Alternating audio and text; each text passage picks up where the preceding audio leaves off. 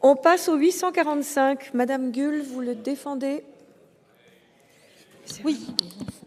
Madame la Présidente, Monsieur le Ministre, cet amendement vise à corriger l'insincérité budgétaire du programme 177 qui représente en réalité une violence inouïe puisque ce sont des milliers de personnes, en particulier des enfants, pour qui l'hébergement d'urgence n'est pas garanti.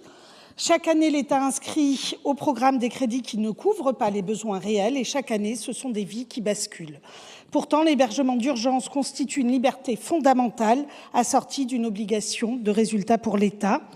Cet amendement ne propose rien d'autre que de donner à l'État les moyens d'assurer ce qui n'est pas une option, ne laisser personne à la rue. Je vous remercie. Je vous remercie. Nous avons ensuite 3 amendements identiques, le 109, 231, 848.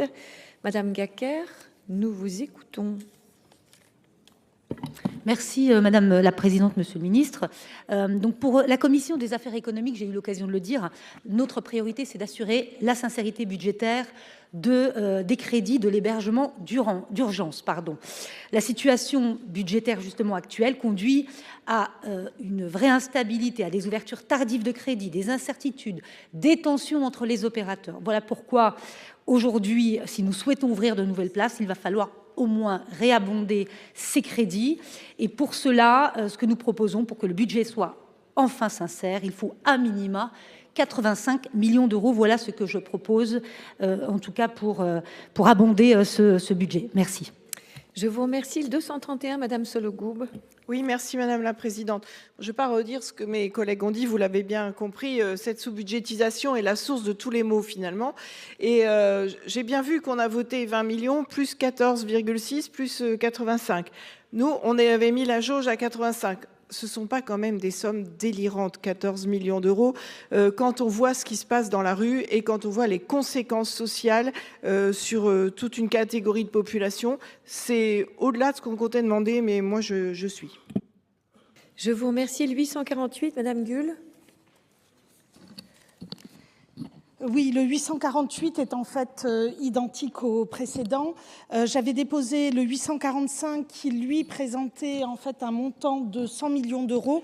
Le 848 est à 85 millions d'euros. Je vais retirer le 845 pour ne garder que le 848 comme mes collègues.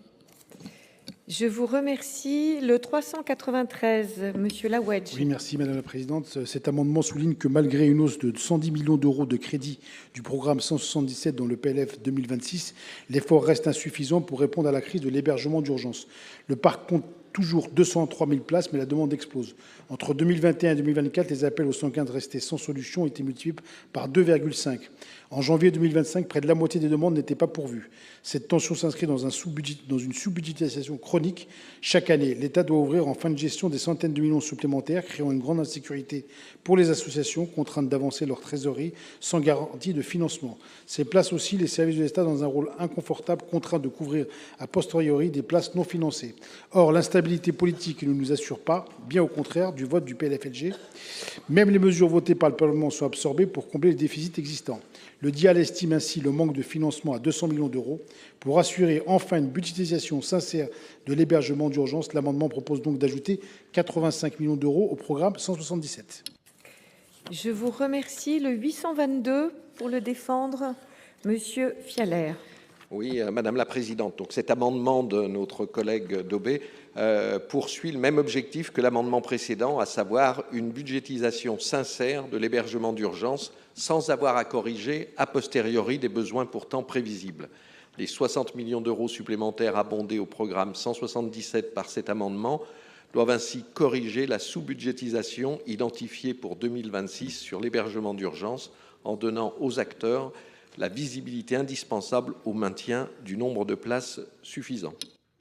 Je vous remercie. Je vais demander de l'avis de la Commission, Madame la rapporteure, sachant que le 845 a été retiré. Merci Madame la Présidente. Sans surprise, ça sera une demande de retrait. Nous venons de voter 20 millions, 15 millions. Probablement, je vois qu'au nombre de signataires, le 85 millions aura la préférence de cette Assemblée. On prend tout ça sur le 125, le programme 135, pardon, c'est-à-dire ça fera 10% du budget du 135 qui sera transféré dans ce programme-là. Alors j'ai bien compris que vous voulez tous qu'on enlève le gage. Je ne suis pas certaine que Monsieur le ministre le fera. J'attire votre attention sur le fait que je ne crois pas qu'en mettant autant de budget, les associations sont en capacité, dès le 1er janvier de l'année prochaine, de faire des places d'hébergement d'urgence immédiatement. Bien sûr, ça donnera un élan, mais ça ne permettra pas immédiatement. Nous avons un autre problème à résoudre, qui est le problème de sortir ces personnes de l'hébergement d'urgence pour aller les mettre dans des circuits d'accession au logement. Et là, on est en train de bloquer en fait le logement, la rénovation, etc. pour pouvoir mettre... Enfin, je ne suis pas sûre qu'on soit dans le bon sens de la montée en puissance des personnes qui sont dans la rue vers le logement. Enfin voilà, donc en tout cas, mon avis est défavorable. Je vous remercie, Monsieur le ministre. Merci Madame la Présidente, Mesdames et Messieurs les sénateurs. Évidemment, je partage, et je le disais dans mon propos introductif, l'idée qu'il faut absolument sincériser le budget de l'hébergement d'urgence.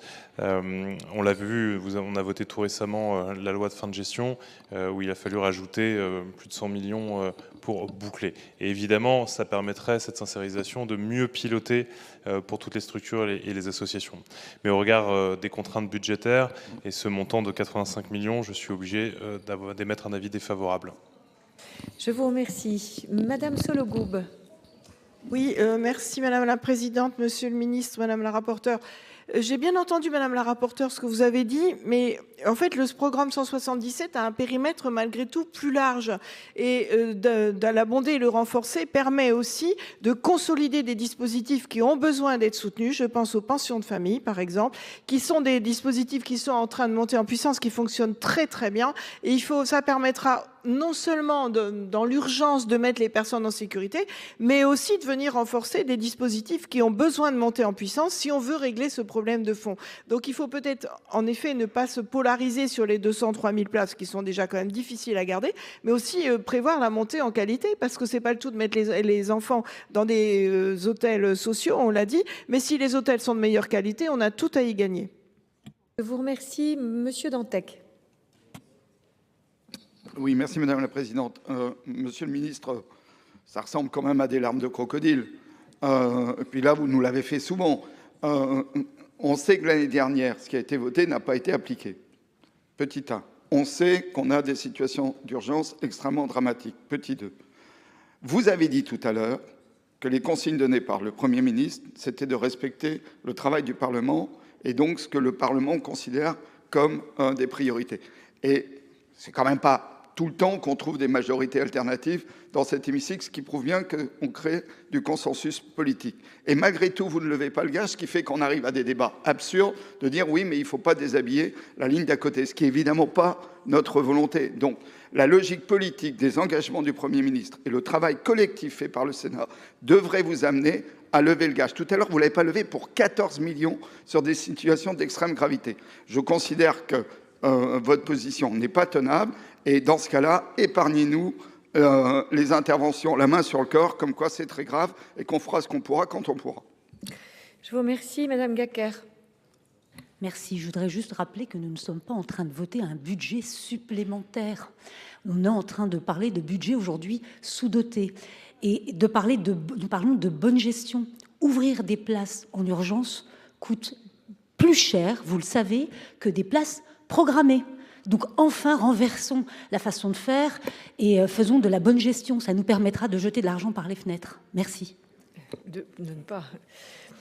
Je vous remercie. Je vais mettre aux voix les 3 amendements identiques, le 109, 231, 848, avec un double avis défavorable. Qui vote pour? Qui vote contre? Ils sont adoptés. Les autres tombent. Et Monsieur le Ministre, acceptez-vous de lever le gage? Non. La réponse est non.